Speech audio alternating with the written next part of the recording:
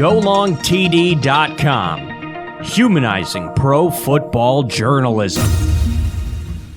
What's up, everyone? Tyler Dunn here at GoLongTD.com. In your email inbox and inside the Substack app, you can read all of our stories, listen to all of our podcasts, wherever, however you'd like. Thank you so much for listening to the podcast. And, of course, thank you to everybody out there who subscribes to the site. We greatly appreciate it.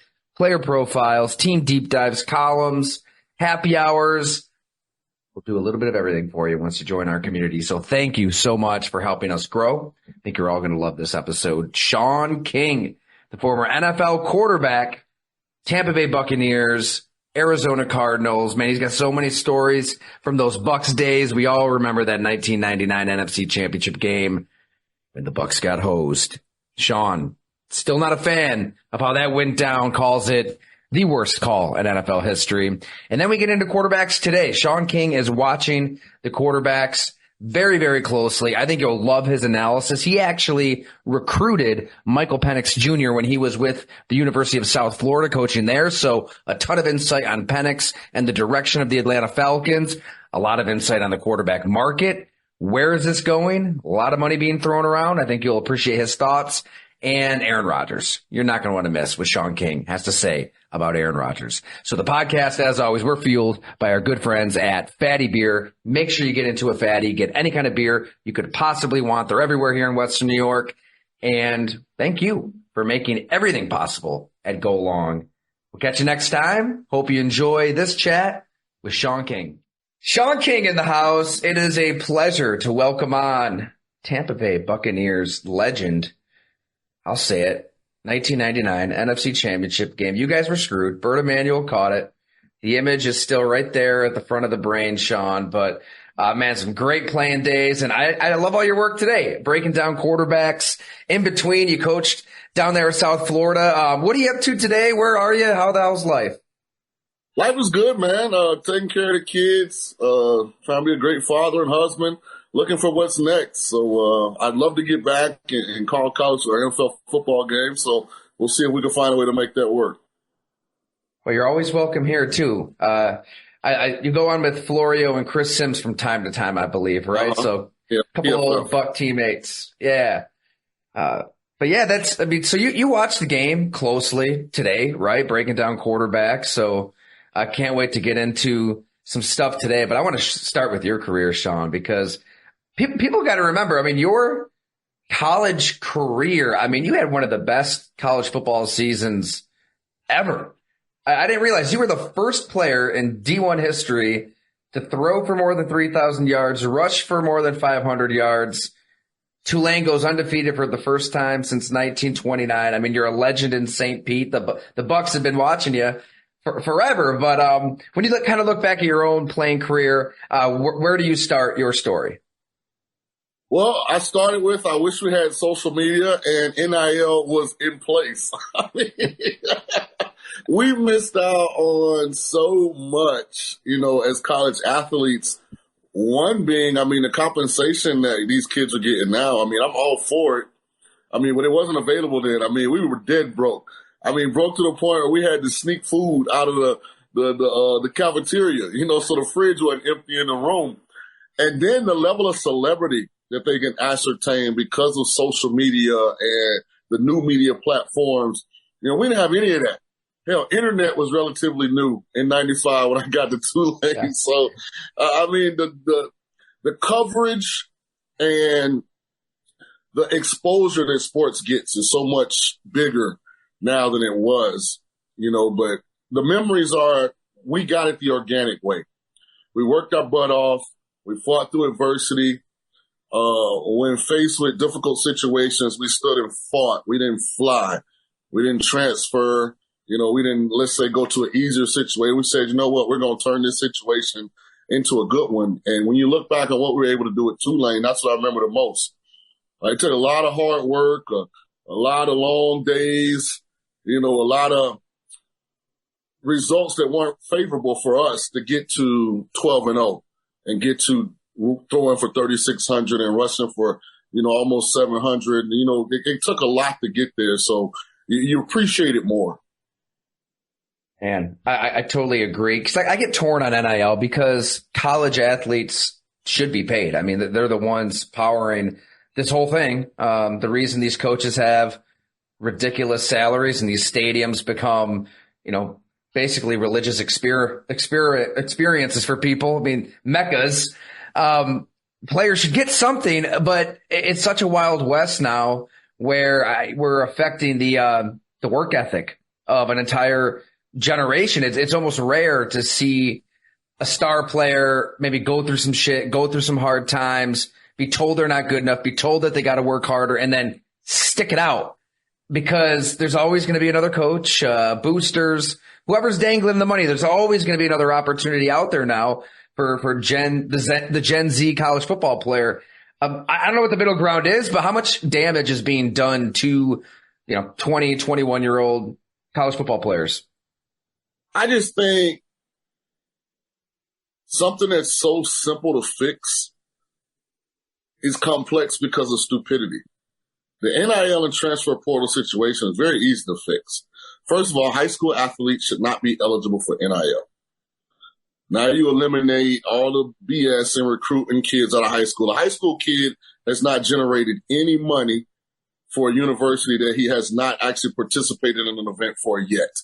NIL means name, image, likeness. So if I'm University of Texas or University of Georgia or Alabama and we're recruiting Tyler Dunn, until you get here and perform, you have not actually generated income for us. You've generated income for On3 or Rivals or some of these other platforms that do high school recruiting, but for the actual university, you haven't made a dollar for it. So I don't think high school kids should be eligible for NIL. The other fix is if you transfer, you're ineligible for NIL at your new destination. And you implement those two things, and I think it fixes a lot of the problems.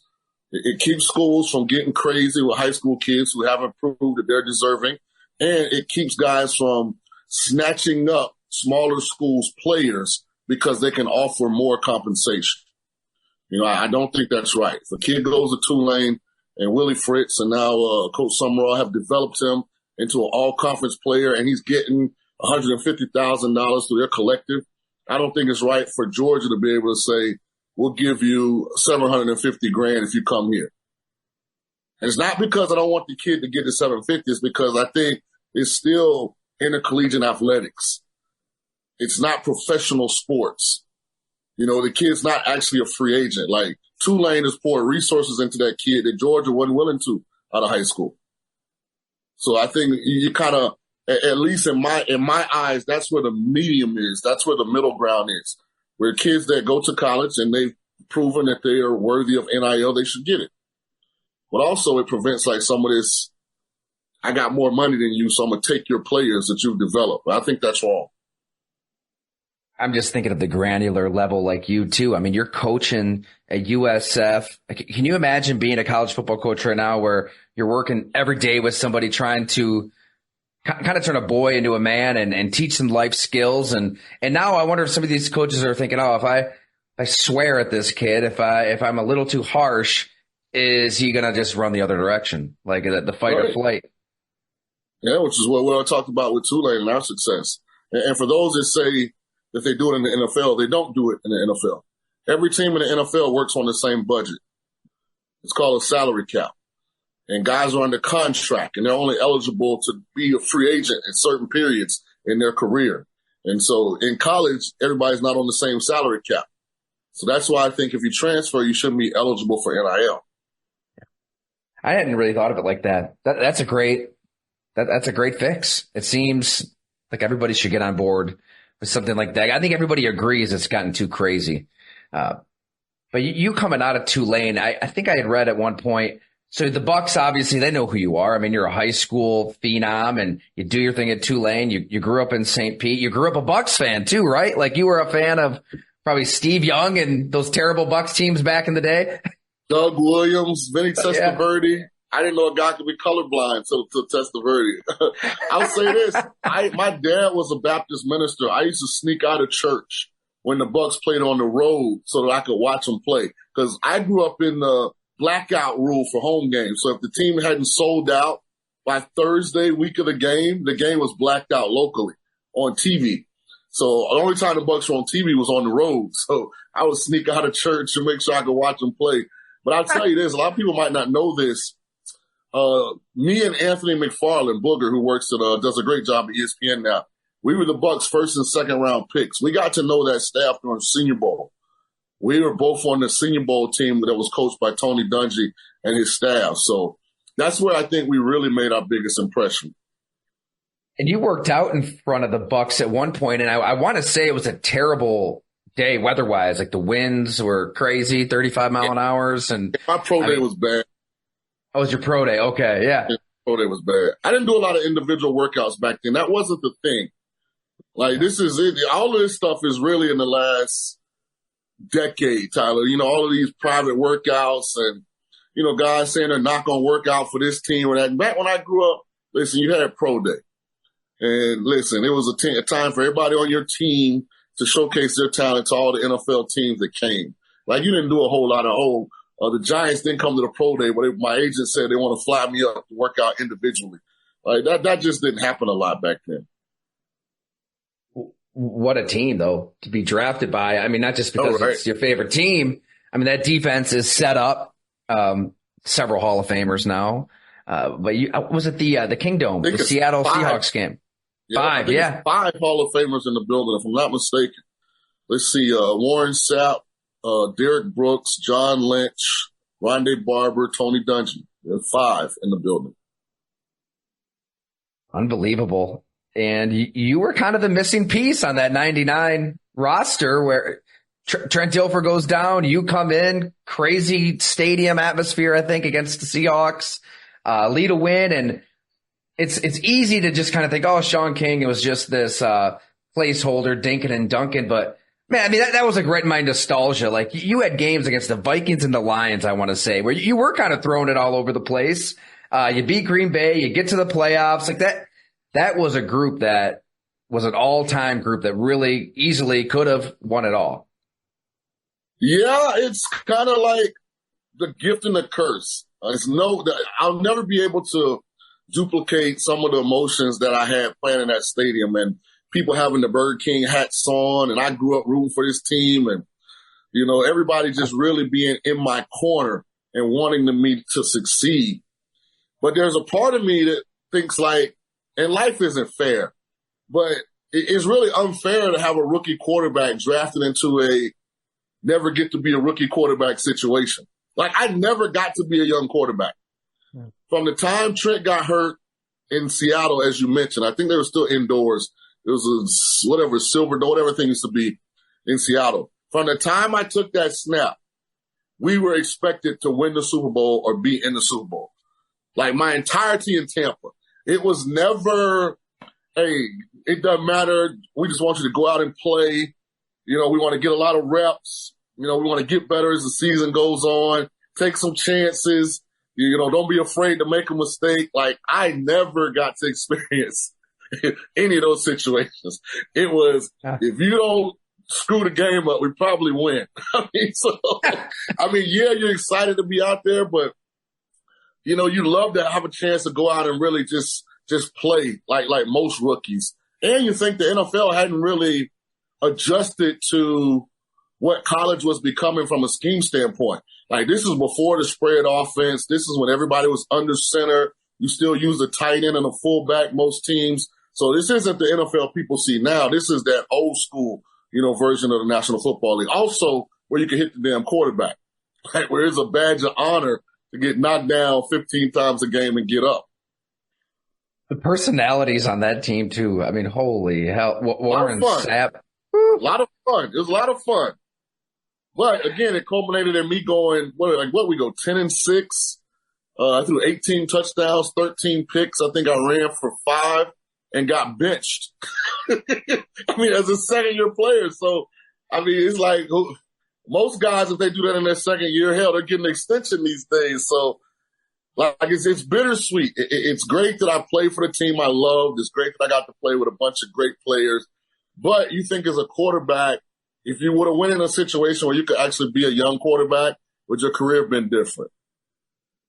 I never really thought of it like that. Yeah, you really were thrown in, and it is a blessing because you do have all these Hall of Famers, and you are one controversial call away from being in the damn Super Bowl. I've never thought of it like that where, God, I mean, if you were just with maybe a not so great team and you were able to kind of ease in and the expectations were lower, maybe the trajectory is different. I mean, there's so many quarterbacks with so many. Tyler, if I got to be Brooks, Sapp, Lynch, and Rondé, they were terrible when they got there as rookies.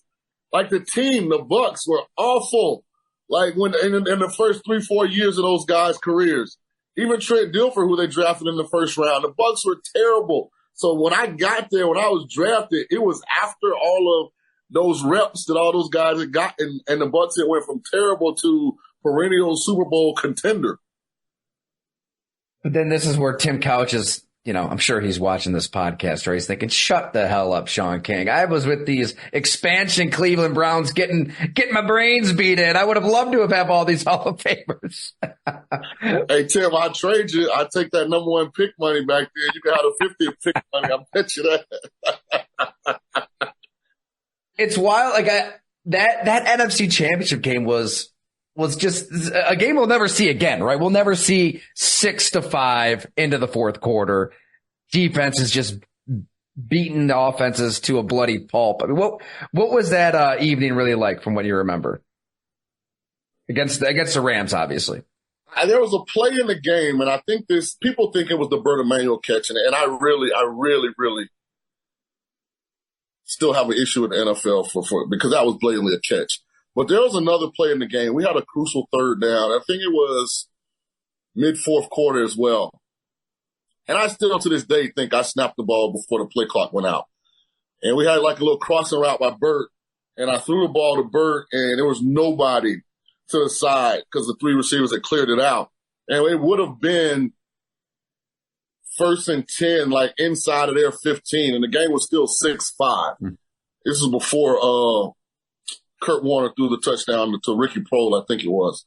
And I thought that play, I would love to go back and have somebody like really show me, because I thought we got that ball snapped on time. They said it was delay of game, but there was a couple plays where you look back and it was like, damn, we were so close.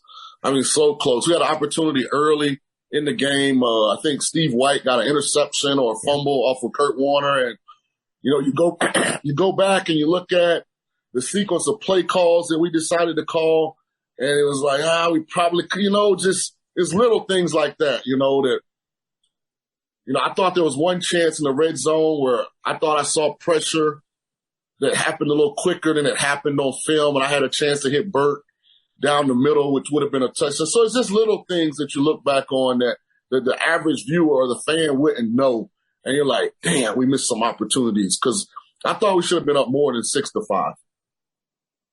And still, after that touchdown to Ricky Prohl, there's 4 minutes and 50 seconds left, and you orchestrate. I mean, this could have been a shining moment, legendary. I got to tell you, I mean, Shaun King drive. I mean, you take over at the 30, and I'm sorry, the 20. You're 23.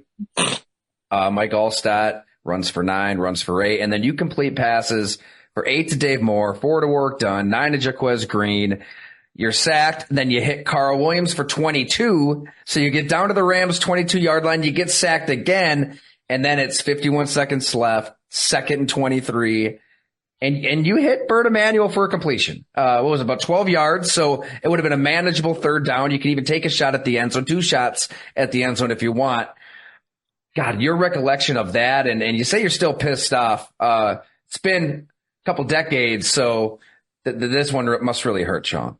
Well, to all young players in professional sports, here's what we don't grasp that the veterans understand fully. It's hard to get to those points in the playoffs. For me, yeah, I was pissed off when it happened, but in my mind, I use it as fuel. Like, oh yeah, we're going to show them next year. We're going to get back. We're going to do it again. Then you finish playing and you're like, damn. That was Hardy Nickerson and Donnie Abraham and some of these other guys that you grow, Paul Gruber. and some of these other guys that you grow to really, have great relationships with, that was their chance to win a championship. And because of contracts or age, they're not on the Bucs team that ultimately won the Super Bowl. So they didn't get a championship. And, that's the hard part, is that I thought we were the better team that day. And for whatever reason, I would have wanted to be able to see if we could pick up, 9 yards. I think it would have been 3rd and 9 or something like that. 40 something seconds left, inside of their 20. Let us decide it on the field. Why? I mean, did they think the ball was rolling and it Tyler, hit the ground? Remember, this was in the infancy of replay. We didn't even know the play was getting reviewed. Because if you notice, we called timeout after the catch. And so we had a play called and everything. We were in the huddle. I had called a play. The first time I knew the play was being reviewed was when we broke the huddle and the ref was on the ball and said, hold on. And then I looked to the sideline again and Tony was pointing up. It would have been the year before, in 1998. I mean, we've got some Packer fans that listen, and they remember Jerry Rice fumbled in the wild card game, and there was no review, right? Didn't exist. Right. Vinny Testaverde had a controversial touchdown against Seattle that year too. So, this is why it was put in. The very next year, a call that decides who goes to the Super Bowl, and then they misused it. There's not a person alive when they see that replay. I don't care how old you are, what the rules were when you played, that would say that's an incomplete pass. Because I rewatched it for the first time in forever this morning, and in my head, it's just funny how your memory works. I'm assuming that, of course, he was bobbling it, because at that time, it wasn't like officials were unbelievably strict with what is a catch. It's almost become bastardized in the 20, 25 years since. What are you watching today? And it's clearly a catch. I just don't. Unbelievable. It's really, to me, the most egregious call in NFL history. Yeah. Because it took away something. It took something that had happened away. It just, I don't know. And it's the one when you look back on, even the tuck rule and all of that, you'll get people that look at that and kind of have their own interpretation. There's nobody alive that looks at that play and says that's not a catch. So what's the next play, Shaun? What were you guys going to run? How you scored a touchdown? Now instead of 3rd and 9, we're back to 3rd and 23. I mean, if he catches that, right? In your head, you're thinking, all right, he caught it. This is what we're going to do next. We were actually going to run an isolation play to Ward Dunn, because we figured that they were going to play man, and it was going to be strong pressure or weak pressure. So we were going to isolate Ward, and if it was strong side, he would have been matched up on the defensive end. If it was coming from the weak side, it would have been the safety, and we like those matchups either way. So who knows? The most egregious call in NFL history. In my opinion, absolutely. Shit, if we'd have made the Super Bowl, I could have held out that offseason and got paid.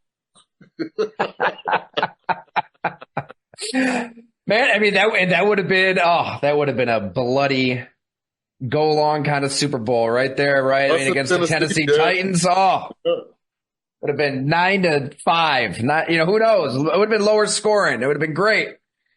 Yeah. It must have left its imprint on the NFL, because people still talk about it to this day, though, right? That Bert Emanuel caught it. And I'm invisible in the whole thing. It's not the King to Emanuel play. It's the Bert Emanuel catch. They did a whole series, 30-minute special on the thing, and I didn't even get interviewed. I'm like, well, damn, was I even on the field? Where was that at? They weren't even interviewed? I wasn't even interviewed. Nobody called me. Nobody reached out. Oh, jeez. I'm glad that we're taking so much time on it then. This is your chance to, stick it to the NFL. Let them know. NFL Films, I was there. I was actually there. I was on the field. Well, they knew that you were going to keep it real and put them on blast. So they were just trying to avoid, too much controversy there. But then Bert ended up not being with us after that either. So kind of stinks a little bit. You did win a Super Bowl. I mean, you won a Super Bowl, right? I mean, you're a backup to Brad Johnson, but you did kind of get to that game, win it. I imagine that's a feather in the cap, or it would have been a little more special if you're the starting quarterback too. Just slightly. Just a little, yeah, just a little. And you Just know a what? little bit. Shout out to Brad Johnson. Brad's an awesome dude. We have a great relationship. But that 5 for 25 was supposed to be mine. I still am upset with Rich McKay and Bucks management for that. I mean, because where did you screw up when you think about it? The next year, you win 10 games. Like you said, We did lost exactly what you were asked. And we lost at Philly, first round of playoffs. Then that offseason, that's when they signed Brad, 5 years, $25 million. We went 9-7 and lost at Philly again. And then that's when they fired Coach Dungy. And what a lot of people don't understand is, we change coordinators every year as well. So when I look back, we talk about, just reminiscing, not only were we picked to win the Super Bowl, I had a new coordinator all my first, 4 years in Tampa. Mike Shula was the first year. Then they fired Mike on the way to the Pro Bowl. They hired Les Steckel. They fired Les Steckel. They promoted Clyde Christensen, the coordinator. Then they fired the whole staff. Then John Gruden came in the fourth year. So it was 4 different systems my first 4 years down there in Tampa. Again, as a young quarterback, I mean, you had the 1 year in Arizona, but they didn't really give you much of a shot either. I want to say Josh McCown was the quarterback. Yeah, Josh McCown was the team starter. was very good. Yeah. Yeah. And we were there. That was a rebuild. Arizona hadn't been very good. Then he was trying to build it into something. And ultimately, they ended up in the Super Bowl not long after I left. They signed Kurt Warner in 05? And they were in the Super Bowl, maybe 08, I think. Somewhere around there, 7, somewhere. It was a game against Pittsburgh in Tampa. So, ultimately they ended up winning, but we weren't quite ready at that point. All right. Before we move to football today, though, there's got to be like a Warren Sapp story. I mean, you can be as unfiltered as you want here. Was he every bit as crazy as we can imagine off the field? So here's what's crazy about how I view how I view everything. No matter what anyone tells me, I only can go based on how you treated me.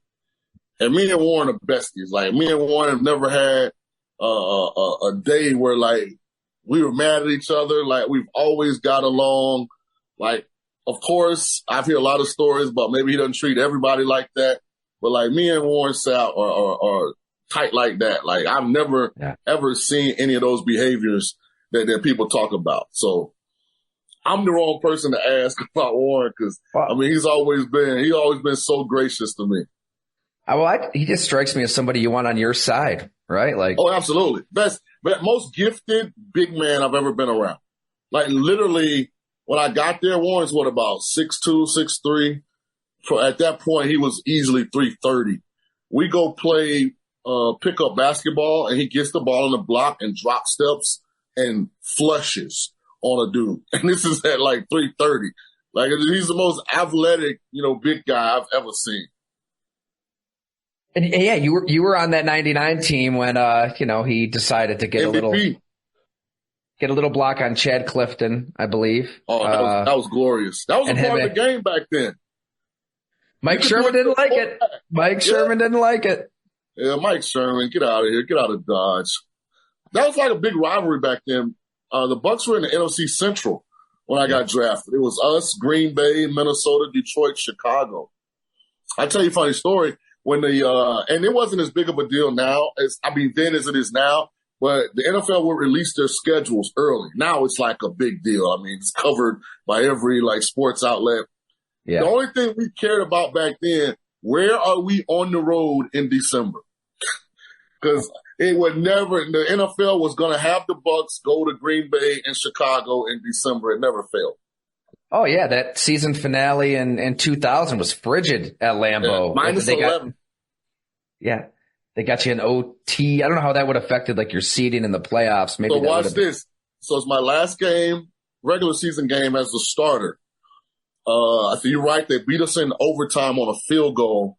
Grammatica had a chance to win the game. Yeah. At the end. It was under 20 seconds. So it was under 10 seconds, I think. and he missed the kick.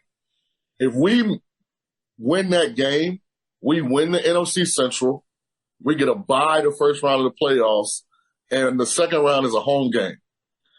We lose that game, we're wild card on the road at Philly the following week. I mean, the trajectory of your career, your life probably changes if Martin Gramatica makes that kick, right? Yeah, and I mean, it's still another one of those games where it's a rivalry game. Hell, me and Favre, I thought I played a really good second half of football. Had us in a position to win it, and hey, the ball didn't bounce my way. So be it. I'm not going to blame Martin. Martin's great kicker. He won some games, a lot of games for us. Great dude. But you wish he would have made that one. It'll be interesting to see like how it would have been different. You know, we get a bye and we got a home game. Somebody's got to come down there. It's still hot in Tampa in January. You know, it would have been interesting to see how it would have been different.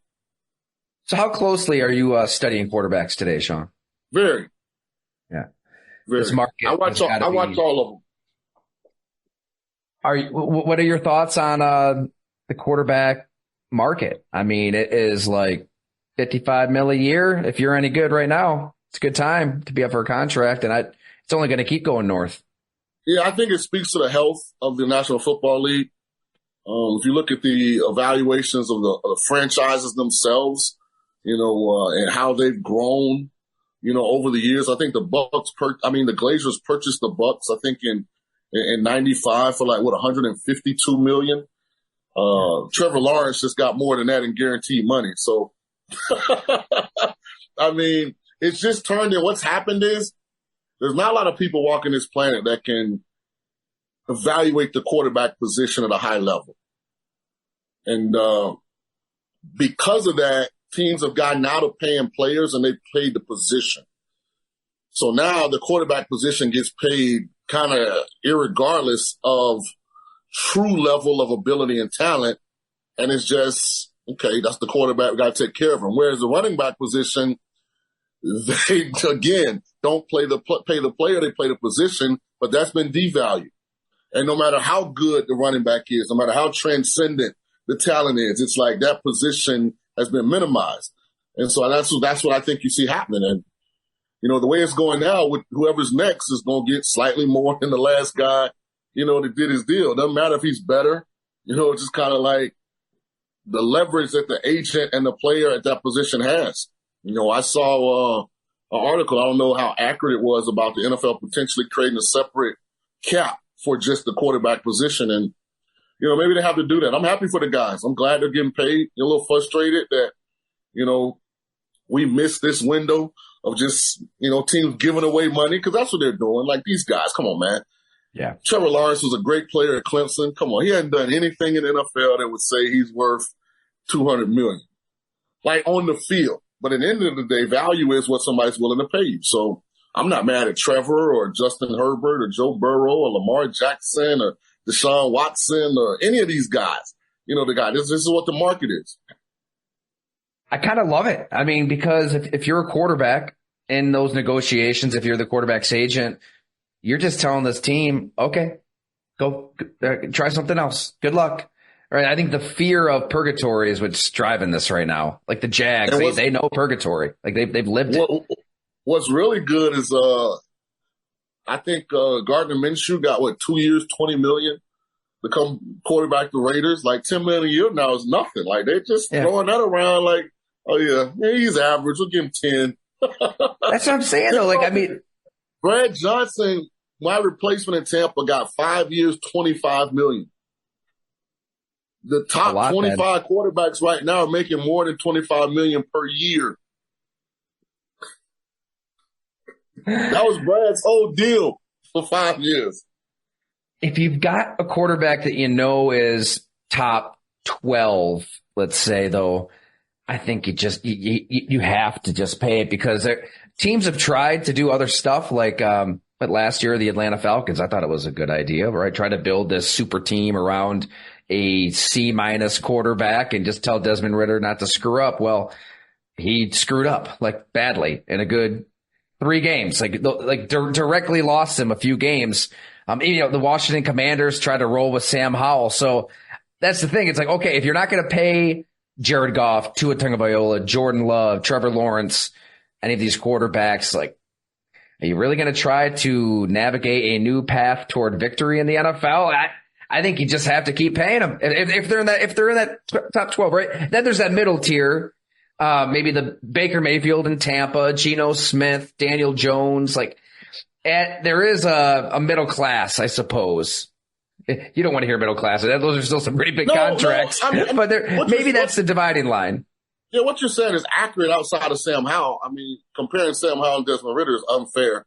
I think Sam Howell had a really good year on a really bad team.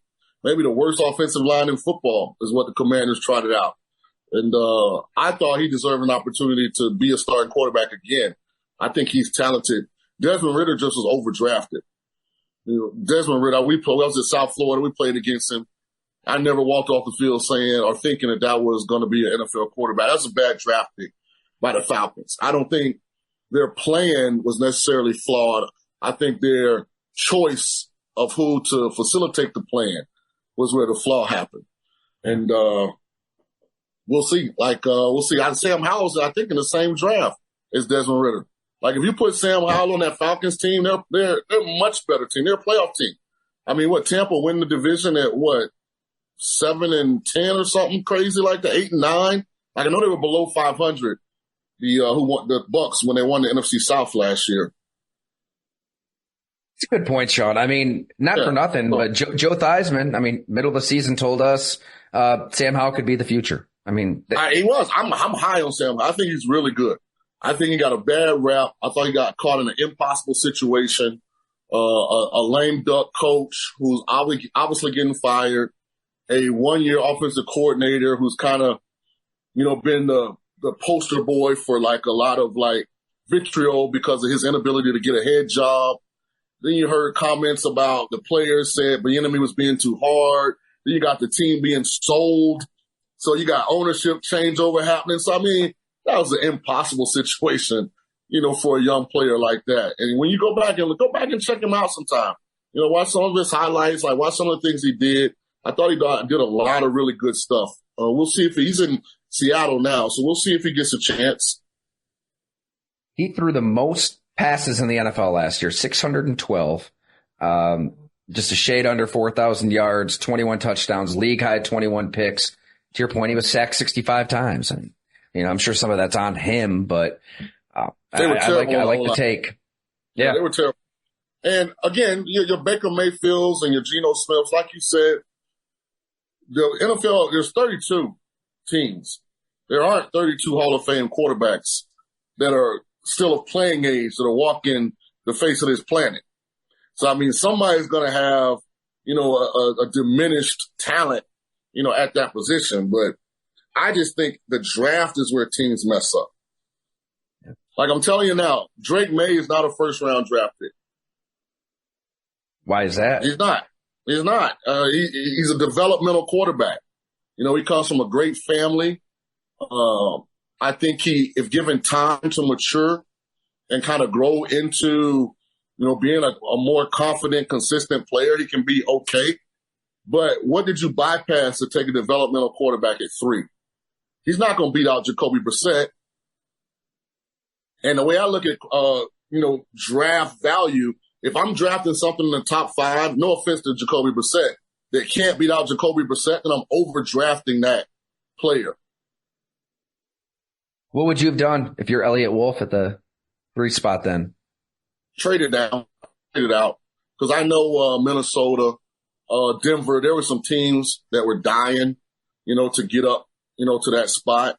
And the only reason I did that is because Jacoby's better than what I would have.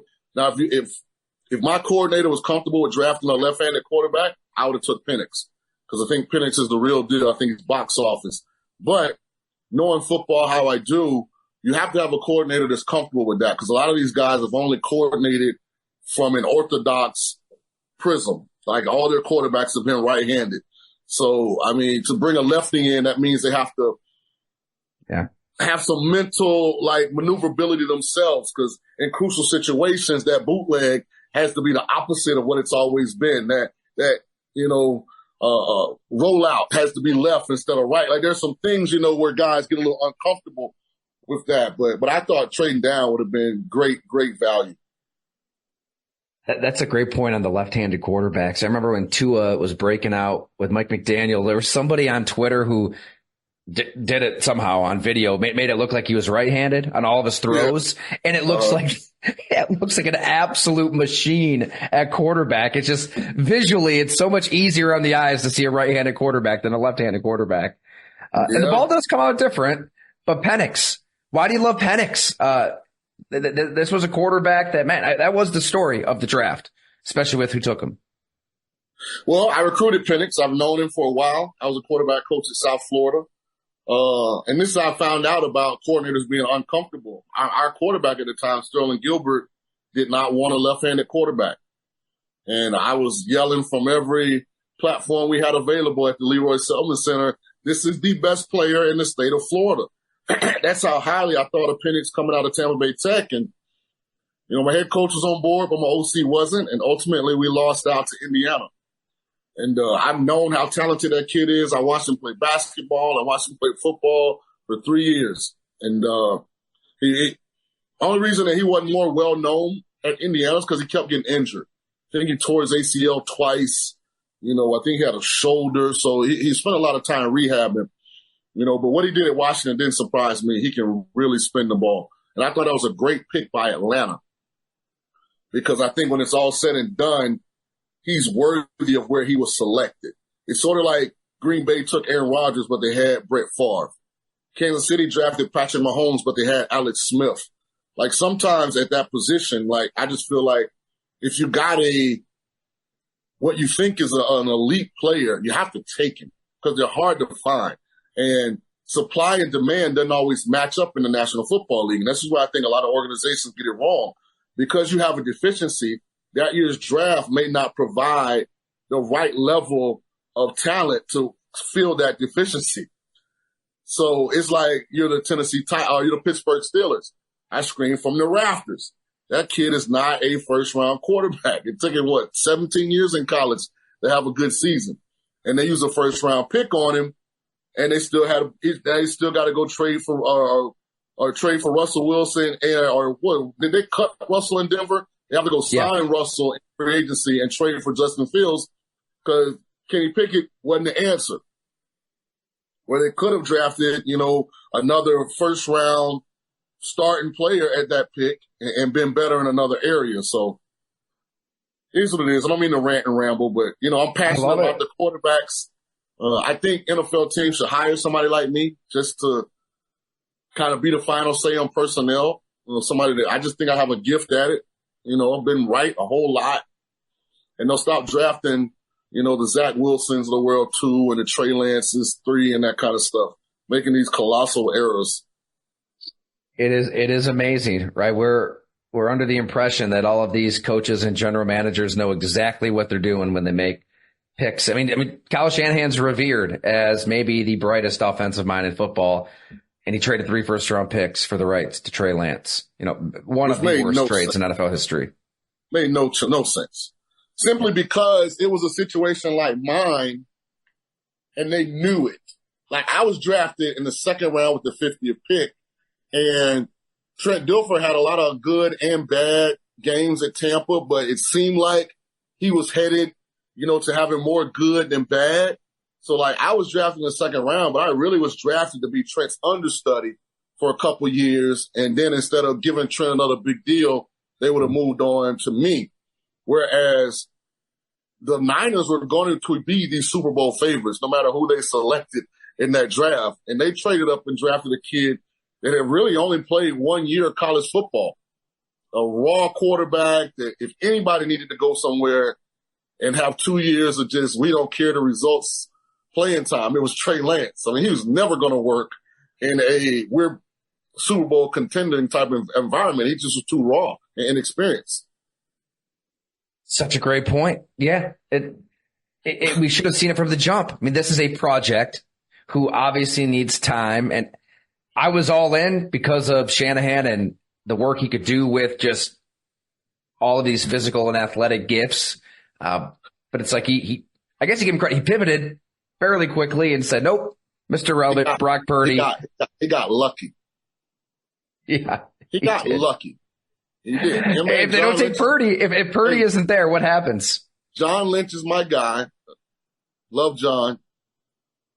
They got lucky. Because they thought that highly of Purdy, they'd have took him in the 4th round.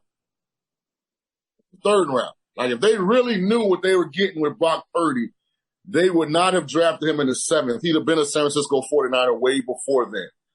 Now, there were probably some things about Brock they liked. They were like, well, it's late now. Let's bring him in, see if he can manifest those things. But they'll tell you if they're being honest. They didn't think he would be able to play with the consistency that because he playing better with the Niners than he did at Iowa State. I'm being honest. Yeah. On Penix, before I forget, what was the trait that popped to you? Like, why did you love him so much out of high school? Oh, just he was everything. Smart, accurate, great arm talent, athletic. The teammates loved him. The coaching staff loved him. The administration loved him. Because I was the kind of recruiter, like, I'm going to the school. I'm walking through the hallways, I'm asking the cafeteria person because I want to know what we're bringing into the program. And I don't think unless you get the opinions of a lot of people. And then you kind of have to, measure that against what you know personally of said person and then come up with what you think is the best conclusion. So people loved him. Humble kid, great family. Shout out to Mr. and Mrs. Penix. I mean, they got another son that's coming up too that I think is going to be pretty darn good. So, I've always seen greatness in that kid. How does this play out in Atlanta? You give Kirk Cousins the big contract. You draft Michael Penix. It's not exactly like the Rodgers Love thing. I mean, Penix is older than Love was coming in, but I love that a team's trying this. I mean, you should draft quarterbacks when you don't need one. But how does this specific situation play out, you think? I think it works out great. I really do. Kirk's not a spring chicken. Kirk's played a lot of football. For the most part, he stayed injury-free, but now he is coming off of a significant, lower. What exactly was Kirk's injury? What was it? Torn Achilles. Achilles. So for a guy that's already kind of immobile in a lot of ways, tearing your Achilles at his age doesn't help. But what you did and what you needed in Atlanta was a real pro on the offensive side of the ball. Like, that's the one thing you don't get when Desmond Ritter's your starting quarterback because he doesn't know. He doesn't know how to really be a pro. He doesn't know how to organize it during the week with the receivers, the running backs who are off the grid, making sure everybody's on the same page. What are we doing in red zone? What are we thinking 3rd and short? 2 minute, like, what do I really like? So Kirk's like the guy that brings all that to Atlanta. So even if he's not 100% what he was before the Achilles, you know what you're getting for the younger players on how to prepare, how to schedule your week, make football a priority. If you've got other stuff to do, it needs to be in this window. If it doesn't fit in that window, then you don't do it. Like, he's going to bring all of that. And he's a darn good player. And if he's everything that he was before, guess what? He's probably going to play 2 or 3 years of that deal. And then he'll be 2 or 3 years older. Then you'll have Penix, who's on a 5-year rookie deal, who'll take over and have a year or two to prove that he deserves what probably will be $100 million a year, quarterback deal at that point. On the other hand, if Kirk's not fully what he was before, or he's not ready to play at a high level initially, you've got a much older rookie coming in because of COVID in Michael Penix, who's going, I think Penix is 24, if I'm not mistaken. Yep. So he's played through adversity. He's been on the big stage. So he's probably more ready to step in and help you guys, become a playoff team, than maybe a guy that's only 20 years old coming out of college. And he's still got Kirk there to help him, kind of manage his schedule during the season on how to be a real pro. The only risk is the day-to-day dynamic, right, in the quarterback room. Kirk Cousins was pissed when they drafted Penix. And maybe he's fine now, and you're banking on him being a pro's pro, and still, is he going to, play worse because there's a young quarterback in the room? No. But you do wonder how that's going to play out behind the scenes because I'm sure you've seen it maybe in your own life. That quarterback room can be a sacred place, a fragile place. You don't know how different personalities are going to interact when you've got the big picture always kind of hovering over that room, the parameters for both those deals. I'll say this, Tyler, it'll be seamless for two reasons. I know Penix personally, and he's a humble kid. He's not a guy that's going to walk around, and if he has a better practice than Kurt, like locker room politic, I should be playing. That's not him. It's not his personality. Like Penix is a kid that he wants to fish in his spare time. Like he's one of those guys. Like he's real smooth, low key. Don't get caught up in the bright lights. And another reason, and people don't really know this because I don't think his first stint as a head coach, he really, got a fair shake. But Raheem Morris is a true leader of men. Like he's in that Mike Tomlin category, like not as refined and of course not as accomplished as Tomlin, but his mannerisms and the way that his mind processes good and bad is under the Mike Tomlin tree. So he'll be able to get everybody focused on the ultimate big picture goal, which is team success. Well said. Mike has a snippet where I think it was Pouncey is coming off the field, and he tells Pouncey, what you did was wrong, and Pouncey's about to talk back, and he says, listen, we're chasing a goal that's bigger than you.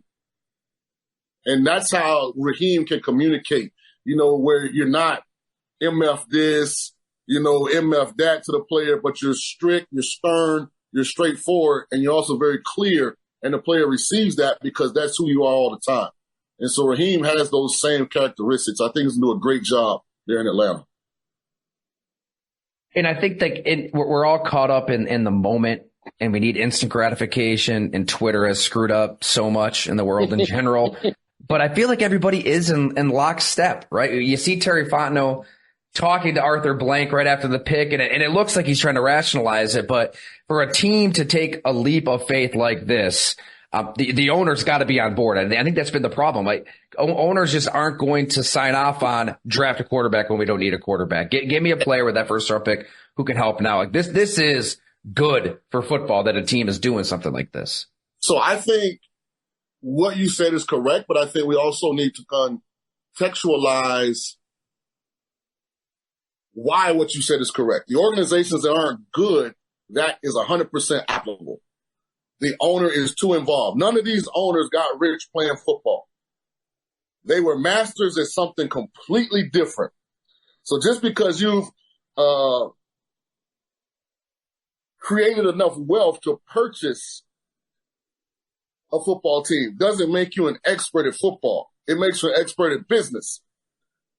So why should, if you hire a GM to do his job and the GM hires the director of personnel and the head coach and the GM spend all this time watching players, why in the hell we have to get the owner who knows nothing about football to sign off on anything we're about to do in the draft? Now in free agency, because he's writing those big checks, okay, I get it. I see why you run that by him. But the draft is slotted. Like, depending on where you're at, you know exactly what that pick and selection costs. So I think the owners are too meddlesome. Like, Arthur Blank is a philanthropist. Like, Ward Dunn, I think, is a minority owner of the Falcons. Another one of my good friends, Will Packer, is I think, got a minority stake in the Falcons. You know, he's done great things at Home Depot. You know, he's beloved in the city of Atlanta and the surrounding areas. But come on, man. You put Arthur in the room. You ask him to drop an under defense. You know, how do you attack cover 4? Man, I'm sure he's very limited. That's what I'm saying. I think he lets Terry Fontenot and Raheem Morris do their thing. I do think it's real. And I recruited Terry Fontenot. You know, he's a Tulane guy. Shout out to the Green Wave alum. Yeah, so that's right. I'm happy for Terry. But yeah, like the owners are like, look at Carolina. Like Mr. Tepper thinks because, you know, he's brilliant in one space in life that, you know, those same tactics work in this space and they just don't. Like the NFL is about picking and hiring the right people and then being patient and getting out of the way and let them do their job. I think so many of these billionaires, they think, okay, I bought the damn team. I am going to be heavily involved.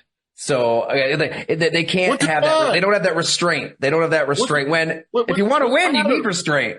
Tyler, be involved. Be involved on getting us better marketing deals, or enhancing the stadium, or upgrading the practice facility, or getting us being the first NFL team to have their own private jet.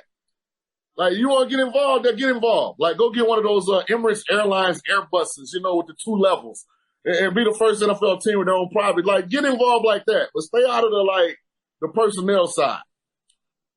And lastly, you have the New York Jets, who are convincing themselves they can win with Aaron Rodgers at this point, as he, I guess he's blowing off mandatory practices to do drugs. An ayahuasca retreat, I suppose, is where Aaron went, but I don't know. How do you make sense of the Jets and that situation? So listen, Aaron Rodgers is probably one of the most talented throwers of the football we've ever seen. Like, you can't argue with that on any level. Like, he's just brilliant when it comes to throwing the ball. In my opinion, he's become one of the most selfish and self-centered quarterbacks of my generation. And here's what I mean by that, Tyler. Robert Saleh is obviously on the hot seat. Obviously. What more could you do to undermine the soft footing that he's already on than to miss the mandatory minicamp? And here's what I mean by that. That schedule has been out since the Jets finished their season last year.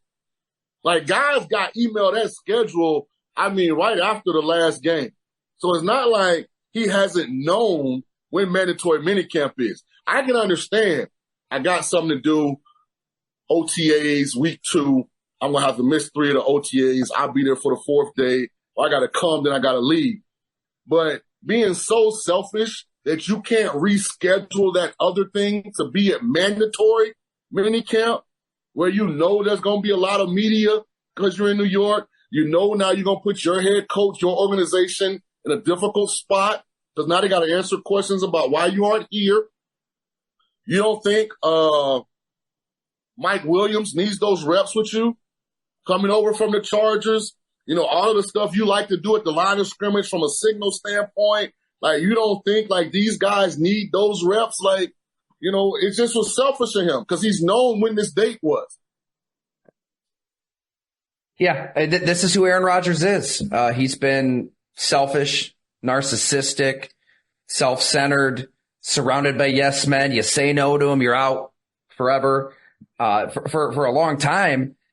But he's always been talented enough to justify the bullshit, right? Like, if you're the Packers, you'll put up with it because he's winning you 4 MVPs. You give him a $150 million contract. By the way, after you drafted Jordan Love, to see it through because he's still good. And then he gets old and cranky and doesn't want to do anything in OTAs in Green Bay, and Jordan Love gets better. And, he doesn't want to work with these young receivers. Instead, he'll go on McAfee and trash him and take that route. So finally they let go, and the Jets were stupid enough to just sell their souls to this guy. That's why they're the Jets. Like, that's why you are historically one of the worst franchises in all professional sports. You actually believed Aaron Rodgers is utter BS. They get everything that they're getting right now. They deserve everything. I'm okay with it. I'm here for it. It's entertainment. I'm here to watch it. I just hate it for guys like, what's the receiver, rookie of the year? Garrett Wilson. Like, Garrett Wilson deserves better. Like, he had to, because of Aaron, he had to go through the flammery last year, and all the, changing the quarterbacks because they overdrafted Zach Wilson, Like, there's so many things that have happened there that you're like, the running back from Iowa State, what's his name? Breece Hall, who's an outstanding player, by the way. Like, those guys deserve better. Like, they deserve your all, Aaron. We know you got the big bag 3 times already. We know you're a first ballot Hall of Famer. But those are young players. Like, they deserve your all. Like, as premier players in that league, you're supposed to be an example for the younger guys. Like, you're supposed to show those guys, like, this league flourishes because we did things the right way. Here's how we did them. You guys make sure that as you guys are going through your careers that you hold up these same standards. Not like Well, I had something that's important to me. Well, Dan, what is football? Because I guarantee one thing, if it wasn't for football, Rodgers wouldn't have 1/4 of anything that he has right now. Like, this is kind of where I get frustrated with athletes sometimes, like, that have gotten, to the big bag. Like, everything that you have that's available to you in a lot of ways right now is because of this. So now don't push this to the side and make it a non-priority. Like, show it some respect. Man, spineless. I mean, the Jets aren't going to speak up to him, are they? I mean, at this point, he's the assistant GM, he's the coach, he's everything. Yeah, he's everything. Yeah, like, how did Nathaniel Hackett stay off the chopping board last year? Because he's Aaron's boy. Like, they were terrible on offense, and not one time did you hear an announcer, anybody say Hackett's doing a bad job of scheming. It was all quarterbacks bad. Aaron's not here. Like, come on, man, because he's Aaron's boy. Yeah. Yeah, that's why he was hired. I mean, and that's right. I know we're not allowed to criticize Nate Hackett, right? That's breaking codes. This time last year, he was all upset about Sean Payton just being honest in a USA Today interview. Well, hey, maybe if you don't like somebody saying that about you, just do a better job. I mean, honestly, lucky to be an offensive coordinator, lucky to ride the coattails of Aaron Rodgers and be his boy. Like, yeah, it's we could talk about Aaron Rodgers for hours and hours. We're definitely on the same page there, Shaun, because it's Tyler, listen at this. The truth does not have emotions. It's just the truth. Well, I mean, they had such a good offseason, too. The Jets actually signed some good veterans, like fortified the line with Tyron Smith. And the defense is loaded. It's a shame. I mean, you did the trade. You get Aaron Rodgers. He says he's committed. He says he doesn't want distractions and BS, and then he does this. Yeah. And by the way, Jets, y'all need to pay Hassan Reddick. I mean, double-digit sacks in the last 4 years. Like, I mean, I'm not talking like 10, 11. I'm talking about teams. 2 of those years, like, the guy can rush the quarterback, pay the guy. Well, somebody should just hire Shaun King, like you said. Hey, I'm available. Get you on a payroll. I'm available, man. You need. I need a job. You got a job for me? Hey, you know what? I sat down with Terry Fontenot for a story to go along at the Combine. You've got the connection with Terry. Maybe he can find a position for you. Absolutely. In Atlanta, that sounds good to me. Sounds good to me. Thank you so much, Shaun. Where can everybody find you? I'm on, what is it, Twitter or X? Which one is it now? It's at Real Shaun King. Shaun is spelled Shaun. It sounds the same as Starbucks, guys, but my mom is very, very specific about people spelling it right. So Twitter is at Real Shaun King. I think my Instagram is at Coach Shaun King. So I'm probably more on Twitter than the other. I love it. The real Shaun King, not that other Shaun King. Well, he embraced social media before I did. So when I finally decided to go to Twitter at Shaun King, he already had it. And his name is actually Jeffrey. Shaun is his middle name. And he decided I guess I was somebody more prominent that would gain more traction. He used his middle name as his first name. Has that gotten frustrating over the years? I mean, he's always in the news, always saying something. About 6-7 years ago, it really was an issue. But, I mean, there were so many loonies out there now. Like, he kind of gets caught up in the wash a little more than he was, a little bit ago.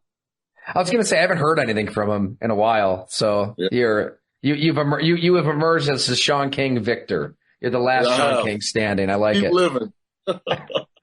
Thanks so much, man. Hopefully we can get you back on. This was awesome. Awesome, man. Thanks for having me, Tyler.